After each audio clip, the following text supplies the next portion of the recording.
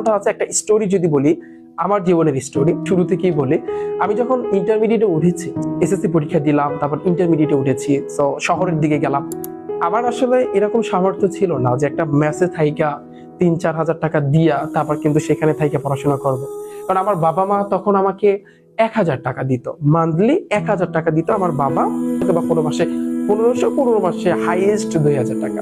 তো ২,০০০ টাকা বা ১৫০০ টাকা দিয়ে একটা মেসে থাকা কি সম্ভব? জীবনেও সম্ভব। তো তখন আমি কি করলাম, তখন কোনো উপায় না পাইয়া জাস্ট একটা জায়গায় লজিনের মতো থাকছে, মানে তার ২জন ছেলে ছিল, ওই ২টা ছেলেকে পড়াইয়া তারপর কিন্তু আমার সেখানে কিন্তু আমি থেকেছি। তো ওইভাবে কিন্তু আমি মোটামুটি ভাবে ২টা বছর পার করছি। এবং আমি যখন ইন্টারমিডিয়েটে ওঠার পরে ২ বছর পার করলাম তাদেরকে পড়াইয়া, তোমরা তো জানো লজিনের যে ব্যাপারটা, যে সেখানে থাকতে হয়, তাদেরকে পড়াইতে হয়, তারপর নিজের কিন্তু পড়াশোনা করতে হয়। তো আমি এভাবে পার করছি। যেখানে থাকতাম সেখান থেকে কলেজটা অনেক দূরে ছিল, তো ডেইলি কিন্তু আমি কলেজও করতে পারতাম। আমি দেখতাম যে আমার ফ্রেন্ড যারা আছে ওরা আসলে প্রাইভেট পড়ে, যেমন পদার্থবিজ্ঞান প্রাইভেট পড়ে, আমি তো সায়েন্সের স্টুডেন্ট ছিলাম, তারপর রসায়ন, মানে বিভিন্ন গ্রুপের সাবজেক্টগুলো প্রাইভেট পড়ে, স্যাররা বলতো যে প্রাইভেট পড়তে, কিন্তু আমার তো সেই সামর্থ্য ছিল না। তবে হায়ার ম্যাথ, উচ্চতার গণিত, এই সাবজেক্টটা আমি মোটামুটি ভাবে ৩ মাস পড়ছিলাম এক স্যারের কাছে। তো তারপর আর পড়ি নাই, কারণ আমার সেই সামর্থ্য ছিল না। তো অনেক কষ্টে কিন্তু এই ২টা বছর কিন্তু আমি পার করেছি। আলহামদুলিল্লাহ পার করছি, কোনো আফসোস নেই তাতে। ২ বছর পার করার পরে দেন পরীক্ষা দিলাম, আলহামদুলিল্লাহ এ প্লাস আসলো। কিন্তু পরীক্ষা দেওয়ার পরই তোমরা তো জানো যে অ্যাডমিশনের একটা ব্যাপার আছে, যে ভর্তি পরীক্ষা হয় তুমি মেডিকেলে পড়বা, নাহলে বুয়েটে পড়বা, না হয় তুমি বিভিন্ন ভার্সিটিতে পড়বা। তো আমার একটা স্বপ্ন ছিল, হয় আমি মেডিকেলে পড়বো, না হয় আমি ঢাকা ইউনিভার্সিটিতে পড়বো। এই স্বপ্নটাকে পূরণ করার জন্য কি দরকার? তোমার অবশ্যই কোচিং করতে হবে, তাই না? তো আমি ইন্টারমিডিয়েট পরীক্ষা দিলাম। তারপর আমি এখন বাবা মার কাছে বললাম, আমার ফ্যামিলির কাছে বললাম যে আমি এখন ঢাকাতে যাব, ঢাকা গিয়ে আমি এখন কোচিং করব, কোচিং করার পরে আমি ভর্তি পরীক্ষা দিব। আমার আসলে এটা ইচ্ছা, আমি হয় মেডিকেলে পড়বো, না হয় আমি ঢাকা ইউনিভার্সিটিতে পড়বো। তখন তারা হুট করে ডাপ করে আমার কথার উত্তরে কিন্তু বলে দিল যে না, তোকে পড়াইতে পারবো না, সেই সামর্থ্য আমাদের নাই। আর এখন যে ভর্তি হবি যাইয়া, তাহলে তোর তো মানে আমরা তো টাকাও দিতে পারবো না, টাকা দেওয়ার কোনো সামর্থ্য নাই, মানে আমরা পারবো না। ডাইরেক্ট বললাম আমি পারবো না। যাই হোক, কোনোভাবে টাকা ধার টার কইরা অনেক বোঝানোর পরে কোনোভাবে কিছু টাকা ধার দিল।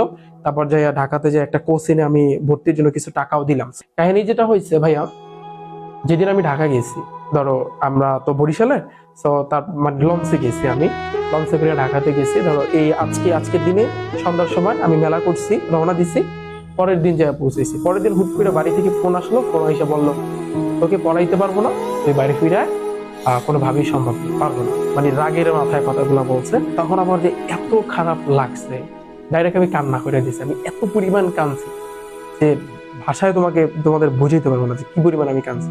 আমার যে বন্ধু ছিল, যে বন্ধু আমাকে বললো যে তুই আমার সাথে থাইকা করবি, আমরা দুইজনে সিদ্ধান্ত নিলাম, দুইজনে একসাথে বৈশাখ, মানে আমরা পড়াশোনা করবো। ৩টা মাস পড়াশোনা করে আমি ভর্তি পরীক্ষা দিব, একটা জায়গায় দেখি কি করতে পারি কিনা, কিছু করতে পারি কিনা। তো যেদিন ঢাকা গেলাম, পরের দিন এই সংবাদ যখন শুনলাম, তারপর আবার আমি ভাইয়া সেই দিনই, পরের দিন যে পৌঁছেছি ঢাকা, সেই দিনই আমি আবার বাড়ির দিকে রওনা দিলাম লঞ্চে করে।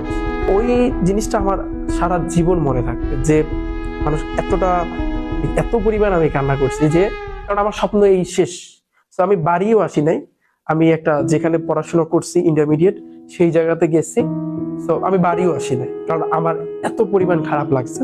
সেখানে যাই আমি ২-৩ দিন রইছি। তো তখনই বুঝছিলাম যে এই হয়তো বা আমার জীবনটা শেষ, এই আমার জীবন শেষ, আমি আর কিছু হইতে পারবো না। তখন নিয়ত করেছি যে না, কোনো পরীক্ষা আমি দিব না, কোনো ভর্তি পরীক্ষা আমি দেবো না, দরকার নাই। আমার জীবনে হয়তো বা এটাই ছিল, কিছু একটা কইরা খাবো, বাস শেষ। মেইন হচ্ছে তোমার ফ্যামিলি যদি তোমাকে চালাইতে না পারে, তাহলে তুমি কেমনে পারবে? তো তোমার অবশ্যই কর্মের ভিতরে ঢুকতে হবে, তোমার অবশ্যই কিন্তু কাজবাজ করে কিছু একটা খাইতে হবে, তাই না? কি করব তখন আমি চিন্তায় মাথার মানে এত পরিমাণ আমি কান্না করছি যে কি করব আমি তখন আমার যে চেহারাটা যদি তুমি দেখো না, এই যে রিফাতের যে চেহারাটা, এই চেহারাটা ছিল না, এত পরিমাণ বাজে ছিল আমার চেহারা।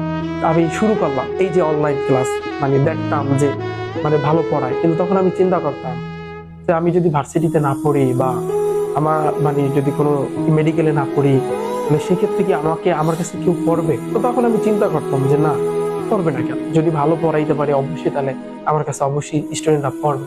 তখন শুরু করলাম মানে ইউটিউবের যাত্রাটা আস্তে আস্তে ইউটিউব থেকে শুরু করছে। তোমরা যদি আমার আগের ভিডিওগুলো দেখো, ইউটিউব চ্যানেলে আছে, আগের ভিডিও দেখো, তো আমার চেহারা দেখছো তোমরা অনেকেই দেখেছো, এত পরিমাণ বাজে ছিল।